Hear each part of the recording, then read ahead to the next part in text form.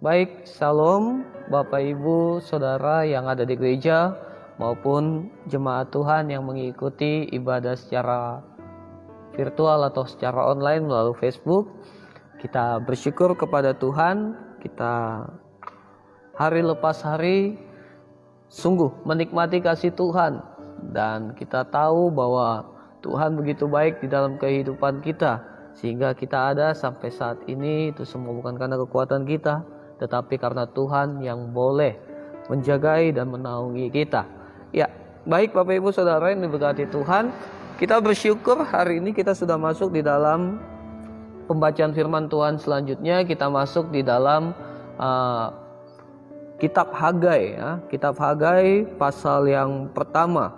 Ya, kita lihat di sini, Bapak Ibu bisa silakan bisa membuka Alkitabnya masing-masing, membaca ayat demi ayat yang ada di dalam pasal 1 ini, ya. Kalau kita melihat kitab Hagai atau konteks atau latar belakang yang ada di dalam kitab ini menceritakan atau mengisahkan bagaimana ya umat Tuhan pasca pembuangan, ya, pasca pembuangan mereka dipimpin ya oleh Raja Darius, ya, sehingga apa yang harus mereka lakukan di situ adalah membangun bait Allah, ya, membangun rumah Tuhan, ya. Jadi ketika mereka kembali dari pembuangan, ada pesan yang disampaikan oleh Nabi Hagai untuk kembali membangun rumah Tuhan, ya. Di ayat 4 berbunyi demikian, 3 dan 4. Maka datanglah firman Tuhan dengan perantaran Nabi Hagai, bunyinya, apakah sudah tiba waktunya bagi kamu untuk mendiami rumah-rumahmu yang dipapani dengan baik, sedang rumah ini tetap menjadi reruntuhan. Oleh sebab itu, beginilah firman Tuhan semesta alam, perhatikanlah keadaanmu, ya. Kamu menabur banyak, tetapi membawa pulang hasil sedikit. Kamu makan, tetapi tidak sampai kenyang. Kamu minum, tetapi tidak sampai puas.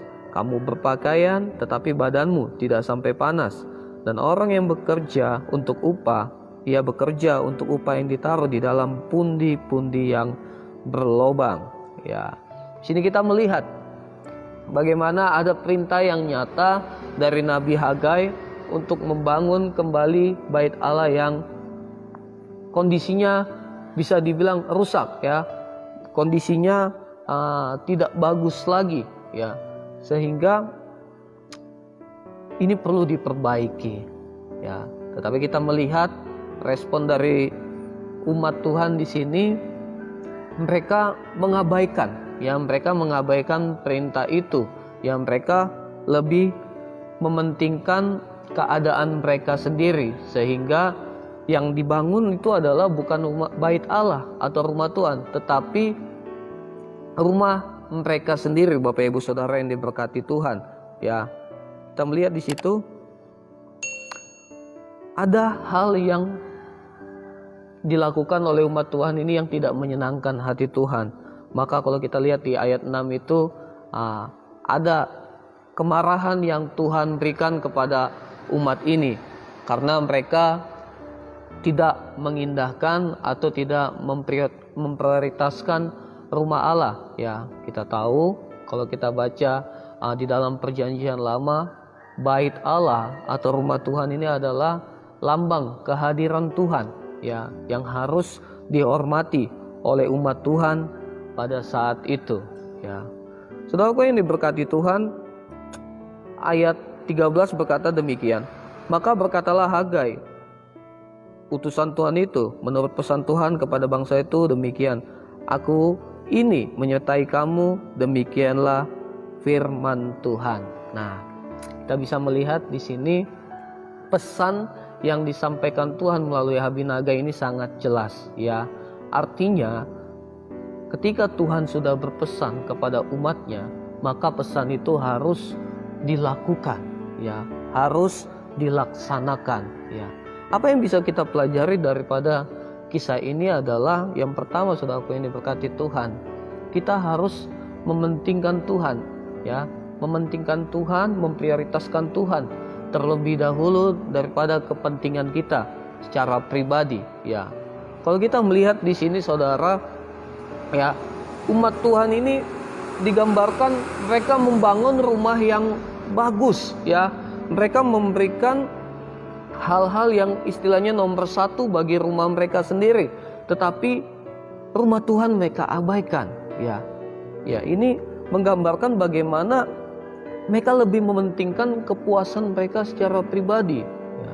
Saya merenungkan seperti ini saudara yang diberkati Tuhan, ya. Jikalau kita merenungkan kehidupan kita, kalau kita memikirkan kebutuhan kita, saya yakin dan percaya itu tidak akan ada habis-habisnya, ya. Makanya ada istilah manusia itu tidak akan pernah puas, ya. Ya, manusia itu tidak akan pernah puas. Dia akan selalu memikirkan kepentingannya, sehingga ia berusaha untuk mencari, berusaha keras untuk memenuhi kepentingan atau kebutuhannya itu, ya. Tetapi saya yakin dan percaya saudaraku yang diberkati Tuhan, ketika kita mau mementingkan Tuhan, memprioritaskan Tuhan nomor satu di dalam kehidupan kita, kita akan mengalami kepuasan yang luar biasa di dalam Tuhan, ya. Ketika kita mau mengandalkan Tuhan, ketika kita mau mementingkan Tuhan di atas segalanya, saya yakin dan percaya, ya, hidup kita akan penuh dengan kelimpahan, hidup kita akan penuh dengan berkat-berkat Tuhan, ya. Bukan berarti kita mengabaikan kepentingan kita, kebutuhan kita. Wah, kalau kayak gitu rumah saya nggak usah dibangun, ya, rumah saya tidak usah dibuat menjadi rumah yang nyaman. Tidak seperti itu, ya. Tetapi kita mau melihat saudara yang diberkati Tuhan, kita harus mementingkan Tuhan di atas segalanya, ya. Apapun itu hal yang akan kita jalani, kita percaya ketika kita mementingkan Tuhan, memprioritaskan Tuhan, ya, nomor satu, ya, di dalam kehidupan kita, luar biasa berkat Tuhan, ya, yang akan kita terima, ya. Saya juga merenungkan di dalam pembacaan kitab ini saudara, bukan secara kebetulan, ya, gereja kita juga sedang melaksanakan atau melakukan pembangunan rumah Tuhan, ya, memperbaiki rumah Tuhan, ya. Mungkin dalam hati kita berkata, Pak Pendeta, Bu Pendeta, saya tidak memiliki uang, ya, untuk membantu renovasi dan pembangunan gereja, ya. Ya, bukan berarti hanya memakai uang, ya. Mungkin Bapak Ibu atau saudara memiliki waktu, ya, memiliki tenaga untuk memberikan itu untuk pekerjaan Tuhan di tempat ini, ya, itu juga merupakan suatu hal yang berkenan bagi Tuhan. Artinya apa? Apapun hal yang kita lakukan dengan penuh ketulusan dan tujuannya adalah menyenangkan Tuhan, itu sudah berkenan bagi Tuhan, ya.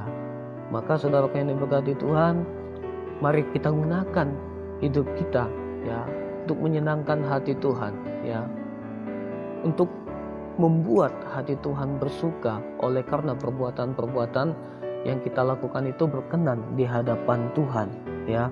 Kita lihat di sini saudara yang diberkati Tuhan, di ayat 9, kamu mengharapkan banyak tetapi hasilnya sedikit, dan ketika kamu membawanya ke rumah, aku menghembuskannya. Oleh karena apa? Demikianlah firman Tuhan semesta alam. Oleh karena rumahku yang tetap menjadi reruntuhan, sedang kamu masing-masing sibuk dengan urusan rumahnya sendiri. Ya, sini kita lihat Tuhan marah terhadap umatnya, ya, karena lebih mementingkan kepentingan mereka secara pribadi, sedangkan, ya, urusan-urusan untuk kepentingan rumah Tuhan mereka abaikan, ya. Mungkin kita ketika merenungkan firman Tuhan ini juga secara pribadi mungkin juga tersentak, ya, atau merasa terusik, ya, bagaimana mungkin di dalam kehidupan kita hari lepas hari kita lebih mementingkan kepentingan yang sifatnya duniawi, ya. Mungkin kita berpikir hidup kita selama ini, wah, saya lebih condong mementingkan kepentingan yang sifatnya tidak rohani, ya. Tetapi ketika kita memikirkan hal-hal yang sifatnya rohani, kita abaikan, ya. Contohnya saudara yang diberkati Tuhan, apapun yang kita lakukan, misalnya sifatnya rohani, kita cenderung abai ya. Apakah itu pergi datang beribadah, apakah itu datang pergi dalam komsel ya, mungkin kita cenderung abai ya.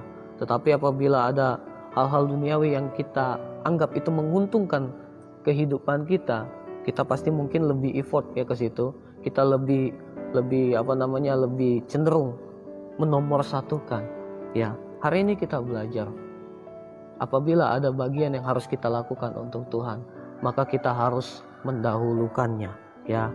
Tetapi dengan catatan kita juga tidak mengesampingkan apa yang harus menjadi bagian kita juga ya. Yang kedua, saudara yang diberkati Tuhan ya, bagaimana kehidupan kita juga bisa diberkati Tuhan ya, dilimpahi dengan berkat-berkat Tuhan ya. Kita melihat di sini ya, di pembacaan ini di ayat 14 berkata demikian. Tuhan menggerakkan semangat Zerubabel bin Seltiel, Bupati Yehuda, dan semangat Yosua bin Yozadak, imam besar, dan semangat selebihnya dari bangsa itu. Maka datanglah mereka, lalu melakukan pekerjaan pembangunan rumah Tuhan, semesta alam Allah mereka. Hal kedua yang bisa kita lakukan dan hidup kita akan diberkati adalah kita melaksanakan firman Tuhan tersebut ya. Bukan hanya kita dengar saja ya, bukan hanya kita tahu saja, tetapi kita melakukannya ya. Mendengar suara nabi tersebut, umat itu akhirnya melakukan pekerjaan yang harusnya mereka lakukan ya. Nabi Hagai memerintahkan dan akhirnya mereka mengiyakan dan melakukan pekerjaan itu ya. Mereka akhirnya mempercayai suara nabi itu ya, dan melakukan apa yang menjadi bagian mereka ya. Hal yang harus kita lakukan adalah mentaati firman Tuhan ya, menjalani firman Tuhan itu dengan penuh ketulusan ya.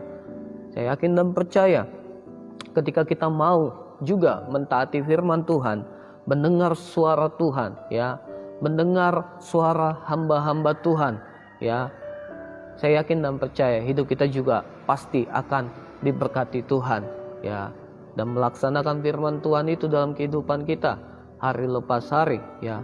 Sampai kapan ya? Sampai Tuhan memanggil kita ya.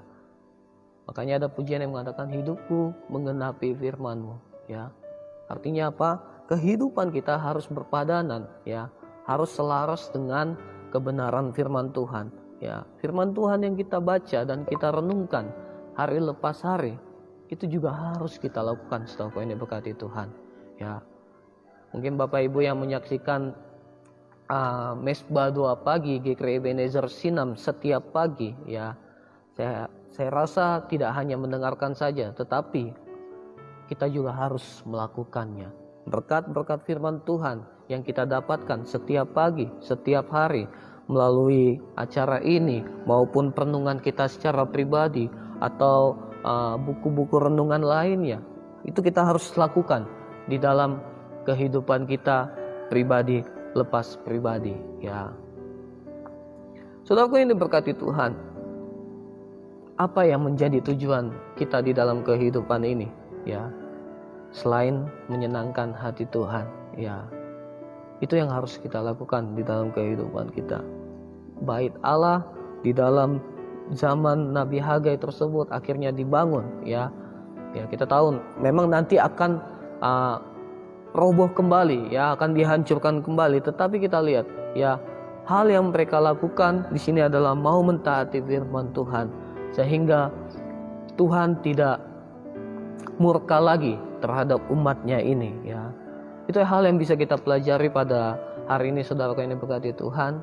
Ada dua hal yang harus kita pelajari. Yang pertama adalah mendahulukan Tuhan, memprioritaskan Tuhan di atas segalanya. Yang kedua adalah kita mau mentaati firman Tuhan, menjalankannya itu di dalam kehidupan kita hari lepas hari.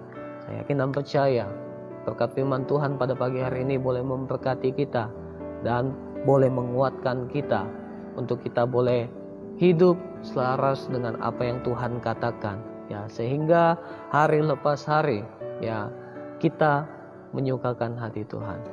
Saya teringat, saya sering mengatakan kepada pemuda-pemudi, apa yang kita lakukan hari ini, apakah itu menyukakan hati Tuhan atau mendukakan hati Tuhan? Nah, itu yang harus kita tanya di dalam kehidupan kita pribadi ya.